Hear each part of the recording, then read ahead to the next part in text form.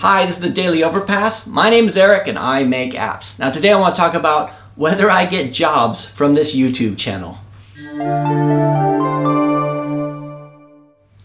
Okay, so today I want to answer a question that came in from episode number 72 from Arsad Rahman. He said, are you getting freelance jobs from your YouTube channel?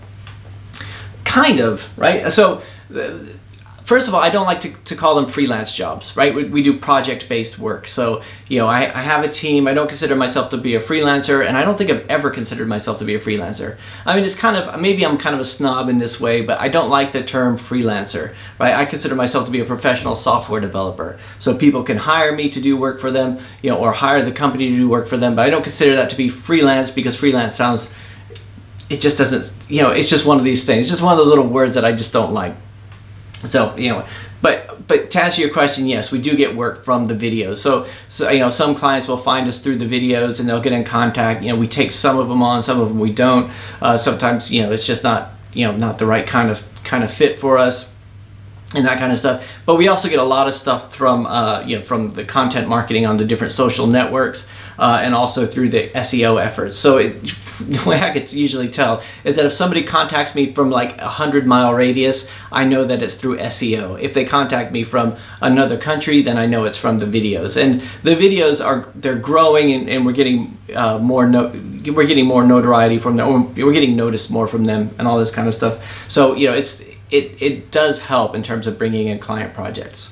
And it's also the kind of thing I encourage all of you guys to do too. Not necessarily videos, but if you guys watch Gary Vaynerchuk, which I've been watching, God, I guess it's been nearly 10 years now since that he did that keynote, you know, about, you know, smurf it up and all that kind of stuff. But one of the things he always said was, you know, no matter what your company is, you should consider yourself to be a media company. And it's something that I really kind of believe in. You know, one of the things that scares me, or scared me as a software developer, and still kind of does, is that the market is growing so fast. In fact, the world population is growing so fast, right? I was looking at the world population charts, and the population of the world has nearly doubled since I was born. I think it was like 3.8 billion when I was born in 1972.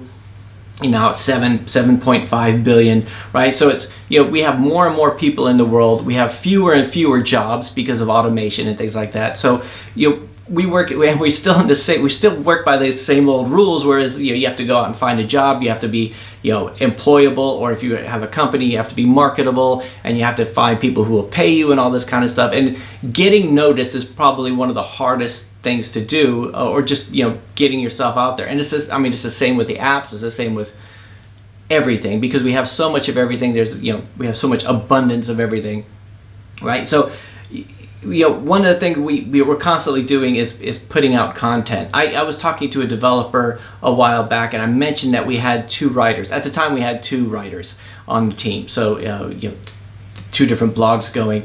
And they said, you know, I don't see why you need to have any writers. And I thought, well, because, you know, we have to always be producing, right? We can't just put out an app once every week, or once every couple months and say, you know, oh, I hope somebody finds us. No, it's constantly being out there and getting yourself out there. And this could be through blogging, it could be through doing videos, it could be through doing anything that just sort of puts stuff out there into the world. Because if we all expressed our opinions in these different types of medias, then everybody wins. This is one of the reasons why, you know, society advances so quickly now, is because we can all share everything and not just go through like a publisher and all that kind of stuff to make sure that your thoughts or your opinions are good enough for television or books or whatever, right? When I was I started my first blog back in like 2004, and I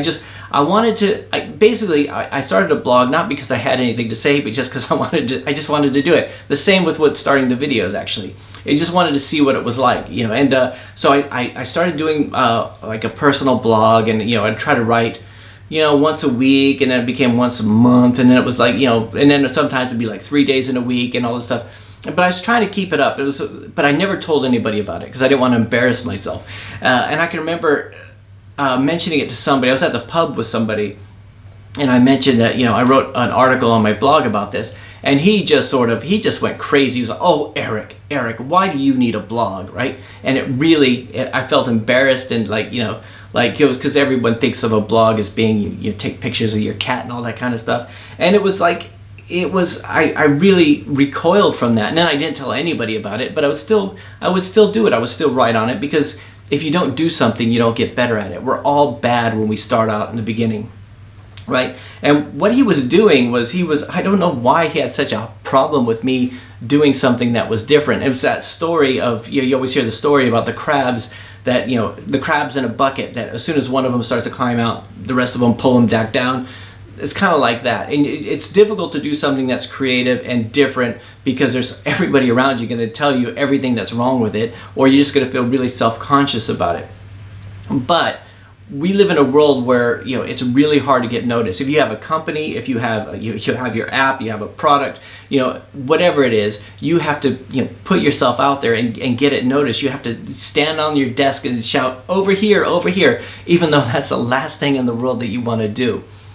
Right? If you look back at my early videos, I wanted to be honest with you, I wanted to start doing videos like 5 years before I actually did them. Right? I thought that would be really cool to do like a video on. I mean, this was even before YouTube. Could we do like web videos and stuff like that? That would be kind of cool. Maybe I could do tutorials or something like that. But I was too scared to actually do it. And it was fine to write articles and stuff. And it's easy to write an article when you know nobody's going to read it, and that's it's one of those things. But you have to do that to get better at it, right? So my first video I just used my voice. So I used like a PowerPoint type thing, and it's still on our website. So it was I wrote a script, I read the script and everything like that, just because I wanted to put it out there. But once I tried to do the video. In fact, I bought a camera like 2 years before I ever filmed anything, right? Like a nice camera, and it just sat there gathering dust, right? So then I tried to do one with me looking into the camera, but I thought, no, I keep saying and ah and like I do, right? So what I did was I tried to do like a tripod thing, and I saw all these videos of how to set up a tripod, and in the end I put a piece of paper above the camera, and I was like reading above the camera like that, and it was really awkward. And then in the end I just said, I'm not going to do that anymore. And then I did like a PowerPoint type things, just that way I could just read what I was doing and just sort of match it up with the PowerPoint, which was cool. The key to that is to record it first and then do the PowerPoint afterwards. That way you know what's coming, you could click along things rather than being paused when you do something. So anyway, and then when I did the first minute of Overpass, it was really, the first one I did, I hated it so much that I never posted it. I thought it was really bad. And then I did another one which was very nervous and rambling. And then and then every time I would do it, I would get more nervous. I'd do it on Fridays, and then I would start waiting until. So I do it every Friday, the minute of Overpass, and I would force myself to do it, even though there was no, nothing's going to happen to me if I don't do it, right? You have to make these kind of things important, because you're the only one who's going to think they're important at first, or even even later on. You won't do anything unless you make it important. Like if you look at a guy who's all buff and ripped and muscular, he makes going to the gym more important than I make going to the gym. But that's his choice, right? So I started doing it, and then as I started getting more subscribers, I started feeling more and more nervous, right? So because I knew more people were watching, and then I started to second guess myself. It wasn't just, I'll just turn on the camera and just start blah, blah, blah, blah, blah, like I do.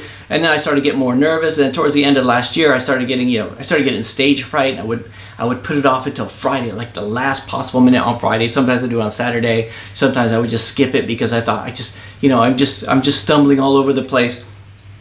And then, so what do you do when you get nervous about something? You do more of it, because the only way you get better at something is doing more of it. And that's why I thought, let's do it daily, right? If we could do it daily, then we could push some more stuff out there.